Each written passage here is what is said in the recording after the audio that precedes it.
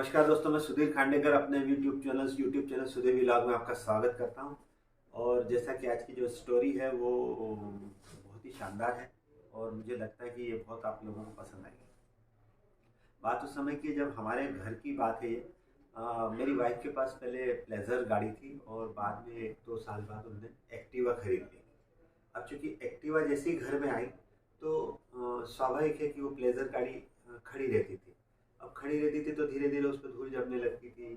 तो ऐसे ही एक दिन हम बात कर रहे थे तो वाइफ कहने लगी कि एक काम करते हैं, इस प्लेजर को अपन रीसेल कर देते हैं,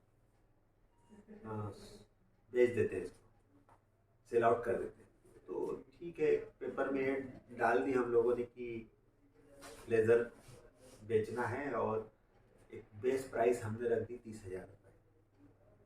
अब जैसे ही हमने ऐड दिया पेपर में, उसके 2-3 दिन बाद से तो फ़ोन आने लगे। एक व्यक्ति ने कहा कि मेरे को तो 15,000 में दे दो आप, किसी ने कहा 22 में दे दो, किसी ने कहा 26 में दे दो, एक 28,000 तक भी तैयार था। लेकिन हमने सोचा कि नहीं, 30,000 तो उसकी मिनिमम है तो इतना तो मिलना ही चाहिए, क्योंकि आज उसका रेट कम से कम उससे 2.5 गुना ज़्यादा है। तो ऐसे ही एक दिन हम लोग शाम के समय चाय पी रहे थे तो एक का फ़ोन कॉल आया। उसने कहा कि देखो, मैं पूरी कोशिश कर रहा हूँ, अभी मेरे पास सिर्फ 24,000 रुपये जमा हुए हैं, लेकिन मैं कोशिश कर रहा हूँ और अगर आप कहेंगे तो मेरे पास एक मोबाइल है, वो मैं कल उसको सेल आउट कर देता हूँ और उससे जितनी राशि आएगी वो उससे मैं आपकी ब्लेज़र खरीदना चाहता हूँ। क्योंकि मेरा बेटा, जब वो लगातार ही बोले चला जा रहा था तो बीच में उसको इंटरप्ट भी नहीं कर पा रहे थे कि भाई नहीं देंगे हम लोग, लेकिन वो बीच में बोले ही जा रहा था लगातार। तो उसका कहना ये था कि मेरा बड़ा बेटा जो है आजकल इंजीनियरिंग के फाइनल ईयर में, और उसके सारे दोस्त या तो स्कूटर या मोटरसाइकिल या फिर 4 पहिया वाहन से आते हैं और मुझे साइकिल या पैदल जाना पड़ता है। तो मैं भी चाहता हूँ कि मेरा बेटा भी आखिरी साल कम से कम एक छोटी गाड़ी पर तो जा ही जाए, इसलिए मैं ये चाहता हूँ कि मैं स्कूटर आपका जो प्लेजर गाड़ी है वो खरीदना चाहता हूँ। तो मैंने कहा ठीक है, देखते हैं क्या करना है करके मैंने फ़ोन बंद कर दिया। अब थोड़ी देर शाम के समय जब मैं टहल रहा था तो फिर मैंने उसको रिकॉल किया, कॉल बैक किया उसको, और मैंने कहा देखो, ऐसा करो, आप जितने आपके पास पैसे हैं 24,000 वही लेते आइएगा, मोबाइल बेचने की ज़रूरत नहीं, कल सुबह आ जाओ आप। तो उसके बाद फ़ोन काट दिया। दूसरे दिन सुबह से कम 3-4 फ़ोन आए, लेकिन शाम तक वो आया ही। लेकिन हर बार वो ये कहता था कि मैं पैसे लेके आ ही रहा हूँ बस। तो मैं जब वापस आया ऑफिस से घर तो करीब 5-5:30 बजे वो भी एक छोटे से बैग में पैसे लेके आ गए। और बैग खोल के जब उसने पैसे दिए तो उसमें कई प्रकार के नोट थे, 500 के भी थे, 100 के भी थे, 50-50 के भी थे, 20-20 के भी थे। तो उसके नोटों का जो वो देख के, वॉल्यूम देख के ऐसा लगता था कि उसने कई जगह उसको मतलब सेविंग करी हुई थी, जो उसने इधर उधर उधर से निकाल के लाया था। उसको हमने वो गाड़ी की चाबी दी और गाड़ी की चाबी देने के पहले गाड़ी को हमने अच्छा धो पोंछ के रखा था और बढ़िया उसको माला वाला पहना के रखी थी और उसकी आरती और करी थी गाड़ी की। और उस जो व्यक्ति था उसको चाबी दी और उसको कहा कि ये इसका रजिस्ट्रेशन कार्ड है, आप कल इसको अपने नाम पे ट्रांसफ़र करा लेना, जो भी कार्रवाई होगी हम लोग कर लेंगे।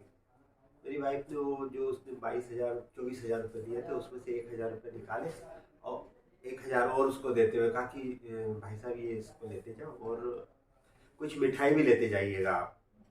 तो उस व्यक्ति की आंखों में बड़े आंसू भी आ गए थे और उसने गाड़ी स्टार्ट करी और ले गया। जब वो गाड़ी बाहर जा रही थी तो घर में हम लोग जो आपस में चर्चा कर रहे थे तो मेरी वाइफ कहने लगी कि आज हमको इस बात का पता लगा कि प्लेजर का क्या मतलब होता है। जनरली हम लोग देखते ही हैं कि हम जब भी कभी कुछ होता है तो it's my pleasure, it's my pleasure, कोई सी भी काम हुआ, किसी थैंक यू बोला, इट्स माय प्लेजर। लेकिन वो एक ऐसे ही शब्दात्मक होता है जिसमें कोई भाव नहीं होता। आज पहली बार पता लगा कि प्लेजर का क्या भाव है। वो प्लेजर गाड़ी ले जाने से जहाँ से जा रही है उनको भी प्लेजर है और जिसके यहाँ जा रही है उसको भी कितना प्लेजर है।